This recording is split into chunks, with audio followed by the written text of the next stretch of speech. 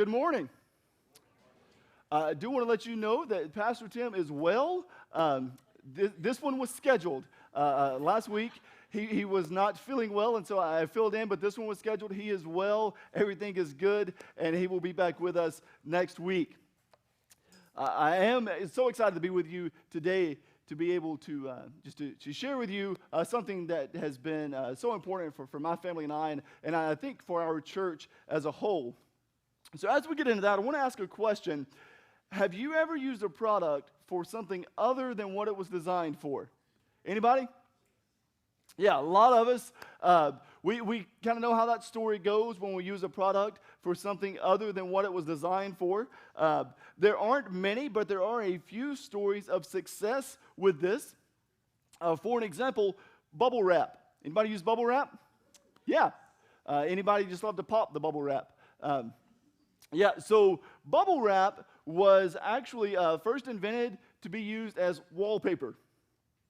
I read that on the internet. It must be true. But apparently wallpaper was actually invented as wallpaper. Turns out that wasn't such a good idea. I can't imagine why. And then, of course, they decided to use it for something different. And, of course, we use bubble wrap today to wrap glass and those types of things. Play-Doh. Play-Doh was actually first invented as wallpaper cleaner. So like you get the putty and then apparently you just like roll it on the walls and it picks up the dirt and grime and things like that. I don't know if it just didn't work out or if they decided, hey, we'll just give this to the kids or how that happened. But they figured out that this would be better used as the modeling clay that our kids are probably playing with next door this morning. We have an example of this as a family that we laugh about from time to time. There was a product that was used for that was not for its intended purpose. Eleanor, our 3-year-old, was a baby at the time, and everybody in the household, we were getting used to having a baby, and she woke up one night in the middle of the night. She had a diaper rash, and so we gave her a bottle, changed her diaper. I will not call names as to who exactly did this, but to put cream on the diaper rash on her bottom was not actually diaper cream. Again, it was middle of the night, things are groggy, you grab something off the shelf, you put it on her bottom. Turns out that rather than diaper cream, it was actually Vicks Vapor Rub. It's exactly what the 9:30 service said. Yeah. Now, I have to share with you, she's fine, and apparently there were no side effects. She's good, and in fact, the next morning, the rash was gone. I don't know if you want to try that on your kids. Let me know if you do, how it works out. Maybe we're on to something there. But, no, don't try that. We don't use chest rub next door. I promise we're good. But no, it's this idea that products are usually, they're more helpful, they're more beneficial when they're used for the thing that they were designed for. Can we agree on that? This morning, we're going to talk about how we as people, as humans, how we are designed. Specifically, I want to talk about rest and how from the very beginning, from creation, that God designed us and He put this idea of rest in that we are designed for rest. It is a critical part of who we are. Anybody excited about the sermon now? We're talking about rest. Anybody need some rest? Yeah. Wait like 30 minutes. Don't get your rest right now. I would appreciate it. But hold off on that nap. But we are going to talk about rest this morning, how we were designed for that, and then we're going to give some practical ways on how to get rest. And we're talking about deep, meaningful rest here. And like I said, this is something that my family and I, we have found very valuable. And just as a church, I would love if we could really get behind this idea of rest. So as I said, we see from the very beginning in Genesis that God created us. And as He was creating humans, He introduced this concept of rest. We see this in Genesis chapter 2, verses 1 through 3. And I believe this will be on the screen. Follow along. Genesis 2, 1 through 3. So the creation of the heavens and the earth and everything in them was completed. And on the seventh day, God had finished his work of creation, so he rested from all his work. And God blessed the seventh day and declared it holy, because it was the day when he rested from all his work of creation. So you see what's happening here? That God, he has put himself, and just created everything and all the energy and time and creativity into creating the earth and all that is in it. And then it says on the seventh day, he rested from that. Now, I believe that God did that as an example for us. I don't believe that God was tired and needed a nap on the seventh day. But as we'll see throughout the sermon this morning, it is an example for us. Yes, work and create and do all these things, but rest is also a critical part of that. One thing I want to point out before we get into this too deep is the fact that when we're reading this, this is before the fall. This is before Adam and Eve and the apple and the serpent and all that stuff. It's before sin ever entered the world. I know a lot of times we can sort of look at rest and think, oh, why am I so tired? Like, I just need to push through this. I just need to work. I got to get this thing done. I got to do this to-do list, all these types of things. And we see it as almost a negative thing, rest. But rest is not a result of sin. We see that this is God's divine plan for us. And so rest is this holy thing that God incorporated from the very beginning. So we see the importance of rest. We see that God gave us rest and that he rested himself on that seventh day. But how does it work? Like, what does it look like to get rest? I mean, does it look like taking a nap? Does it look like fishing? Alan Henry, our drummer, told me he needed some rest, and fishing doesn't count as rest. Anybody agree with that? Fishing sounds pretty good. Sounds pretty good to me. But how does it work? What does that look like to incorporate rest in our lives? I want us to look at two types of rest this morning. The first is going to be routine rest, or we may think of this as routine maintenance. I noticed out front the bike rack was filled this morning, but I imagine most of us drove a car here. In our cars, that is one of the many things in life that requires some routine maintenance, right? So we have to check the oil and change tires and all these types of things. It's just some routine maintenance is required to keep our car up and running. If you know me well, you know that I love my car. I believe we have a picture of her this morning. There she is. This is my 2001 Honda CR-V, and I have had her for, 12 or 13 years now, and she is my car. I love her. She loves me. We're going places. But if my kids are lucky enough, and I tell Kayla, my wife, this, if they're lucky enough when they get their license in 14 or 15 years, they will be able to drive my car. But no, and in all seriousness, in order to keep this car up and running, in order to haul lumber for work days here at the church and that type of thing, it's going to require some routine maintenance. Like I said, this car is a 2001 model. She's got some years on her, and some miles, 230-something thousand miles. And in order to keep that car really up and running, it requires routine maintenance. And it's the same thing for us. As people, as humans, we require some routine maintenance. Doesn't necessarily look like an oil change, but what does it look like for us? How do we get this routine maintenance? There are two things, and the first that I want to talk about is a daily rhythm. Going back to our passage in Genesis, we see, if you read chapters 1 through 3, as God was creating things, that anytime he created something, that there was this pause, and we read in Genesis, and God saw that it was good. And so he put all of his creativity and work and innovation into this thing, and then he paused.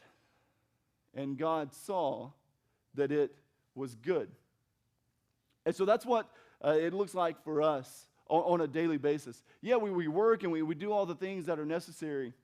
and we do ministry, and we reach out to neighbors like we talked about last week. But there needs to be at some point during the day, on a daily basis, where we can just breathe and worship our Creator.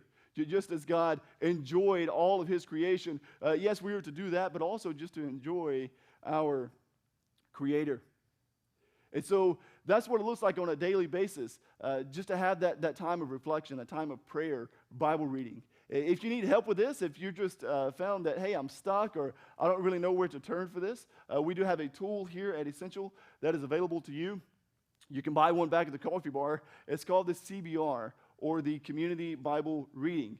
This is a journal is what it is, and it basically just takes you through reading the Bible each day. It gives you the passages, sets you up with a calendar, gives you space to really journal out your thoughts and the things that you can be praying for in light of that day's scripture reading. It's a really fantastic tool. I know a lot of us use that and have found it really helpful, and that's available for us today. And it's just one of those ways that daily to get into that daily rhythm of Bible reading and prayer.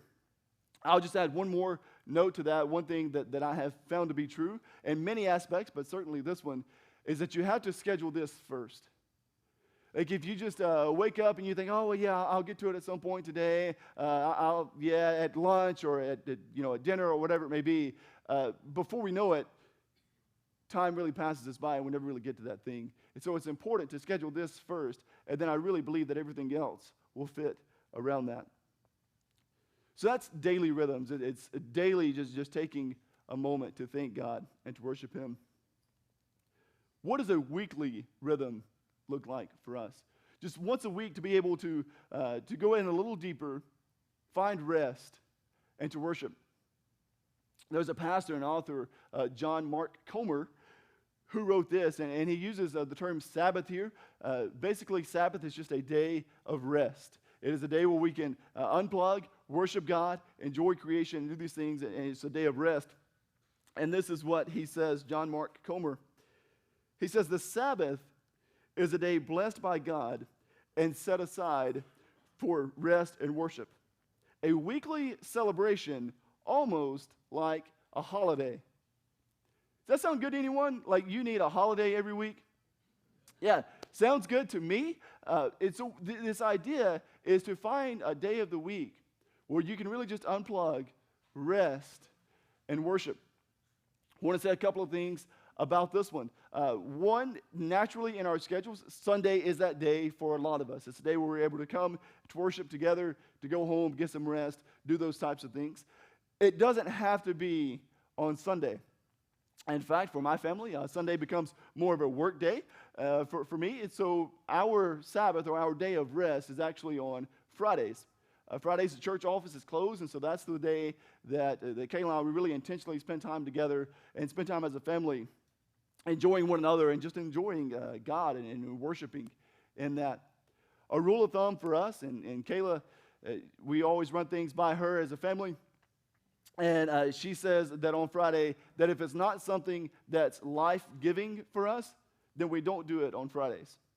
If it's not something that's life-giving, then we don't do it. If it's something that we all enjoy, if it's something that we can get behind as a family and enjoy one another and worship and these types of things, then yes, we'll do that on a Friday. But if it's not something that's life-giving, we don't. This past Friday, we don't always get this right, but we try really hard each week. This past Friday was a day of rest for us.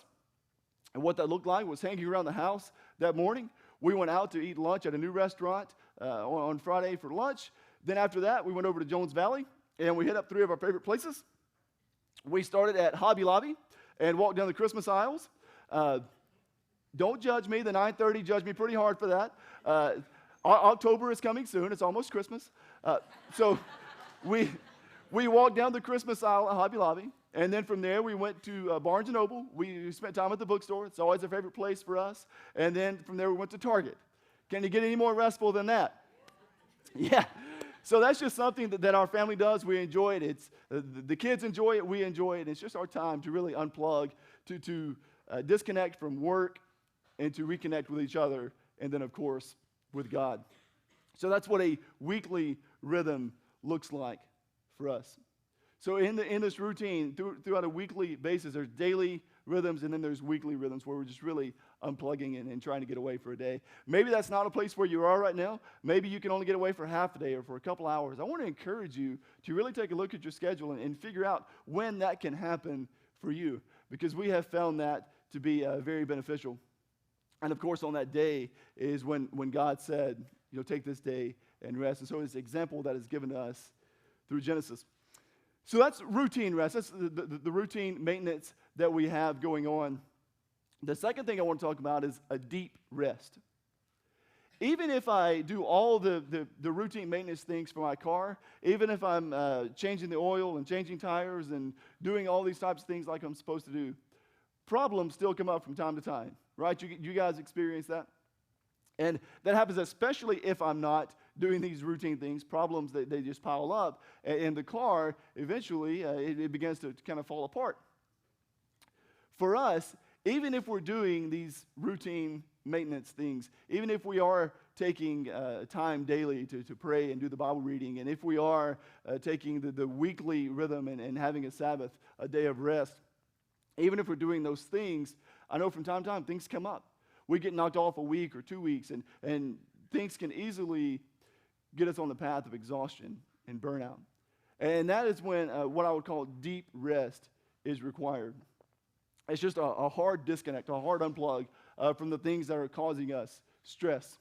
I read a quote a few weeks ago, and it said, and this is for people like me, if the computer or any piece of technology is giving you problems, all you got to do is unplug it and plug it right back in. Anybody else, that's how you fix your computer problems? Yeah, all right. You're hesitant there, but I know there are more of us. So that's what I do. And the quote said that that's what we do with computers to restart, and sometimes that's what we need to do too. It's just a hard unplug to get away from everything that's causing us stress, and to really to unplug and to get back involved in that daily rhythm and back involved in our rhythms of worship. How do we know when we need deep rest? What are the indicators in our life that's letting us know, like, hey, you're headed toward exhaustion or you're headed toward burnout? What are those things? We all have different indicators.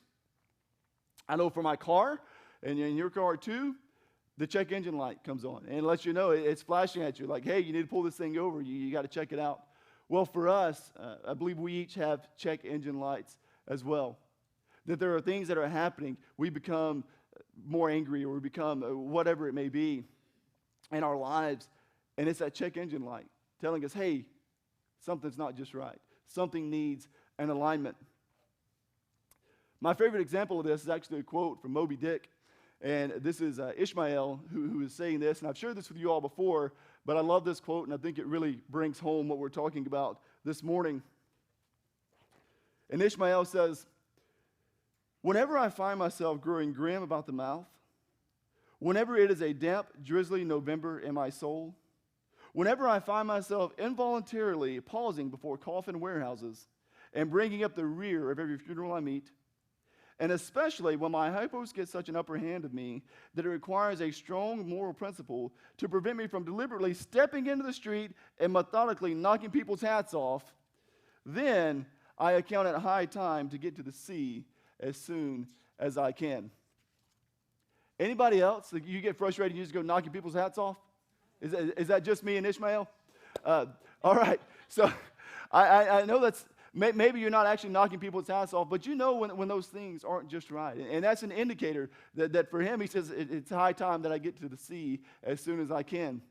But for us, it's those indicators that are going off saying, hey, you got to get that deep rest. You got to unplug from this thing and get away. That could look like an extended time of prayer and fasting. That could look like just getting away for a day and taking a hike in the woods by yourself. That's one of my favorite things to do, is really to get on one of the trails here in Huntsville. That could look like going to see a counselor or a therapist to work through some of these things. But it's really up to us to figure out, to do some self-discovery, to learn what are these indicators, what are these check engine lights in my own life, and how can I keep those? It's attached to your program this morning. There is a dashboard, if you will, for me. And if I'm feeling this way, and it's really good to even do this on a monthly basis or so, to go through all of these things in my life. And how am I doing with this? How is my financial life? How is my family life? How is my work balance? How are all these things going? And is there something that's a little off? Is there something that I need to do here to reconnect that thing? And so some of those may look the same for you, but I would encourage you to really look at that, look at your life, and to figure out, okay, I have this list of things. How is that balancing out? Is it time for deep rest? As we look at this morning and this idea of rest, it actually brings to mind for me the Apostle Paul. The Apostle Paul, he told Timothy in the letter, he says, I have fought the good fight. I have finished the race. I have kept the faith. And it's one of these that we look at as believers and as followers of Jesus, and we point to that and say, yeah, that's what I want. I want to fight the good fight, and I want to finish the race. How sad would it be, and how disappointing would it be for us if the Apostle Paul would have instead said, I have fought the short fight, I became exhausted, and I burned out. That doesn't work out for us. And so for us, in order to fight the good fight, in order to finish the race, it is going to require rest and routine. Going back to the beginning, the thing that we were designed for, it's best that if we stay within that design. We see in Genesis that God, that he created, and then he paused. And he says that this is good. And then he set aside that day of rest. And then what happens just a few verses later is we see humans really enter the picture, Adam and Eve, and sin comes into the world. And we are disconnected from God at that point. And it leads to just the human experience of toil and stress and work and all these types of things that get us so stressed out. But God had a plan for that too. That God saw it coming, and he had a divine plan, and that plan is Jesus. And so when we're feeling stressed out and all these types of things that really get the best of us, then yes, we should go for hikes in the woods, and we should do all these daily rhythms, daily rest, but keeping Jesus at the center of that. We see this in the New Testament when Jesus tells his followers, he says, come to me, all who are weary and heavy laden, and I will give you rest. That God created us for rest, for this rest and work cycle. But when things got off track, he didn't leave us there. That he did give us Jesus, and Jesus is inviting us today to come to me, and I will give you rest. And so as we're looking at this and looking to implement these ideas and these rhythms of rest, remember that Jesus is at the center of that. I was talking to Pastor Tim this week about the sermon before I preached it, and he and I were having a conversation about some of the things we worry most about, whether it's money or family or whatever it may be. And I know for me, when I take a hard look at that, the things that are stressing me out is the things where I trust God the least. When it comes to money, all right, I believe that God is not going to provide that thing. Yeah, God, you did all of this, but here's this one thing that's really stressing me out. So I want to encourage you guys to really lean into that, because God, he does fulfill his promises, and that we see that things do work together for our good, and that's the promises of Scripture. So whatever it is that's got you restless this morning, whatever it is that has you down and exhausted, figure out a plan for that and lean in to Jesus so that he may fulfill us. Let's pray. God, we are so grateful. God, we are grateful that you have just created us in your image.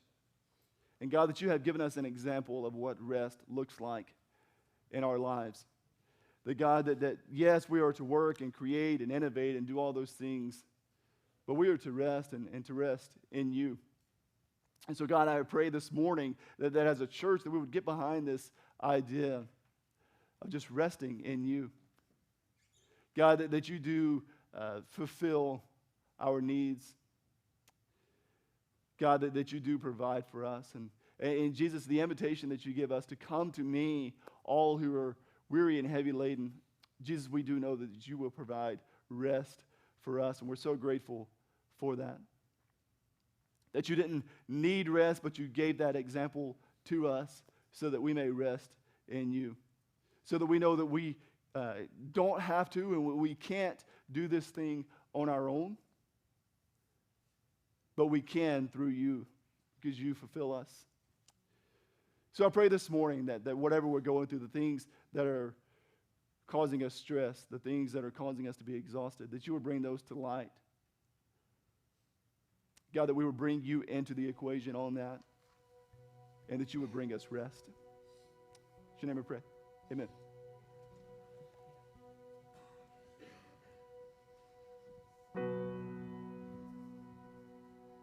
Would you stand as we sing together in response? I cast my mind to Calvary, where Jesus bled and died for me. I see his wounds, his hands, his feet, my Savior on that cursed tree.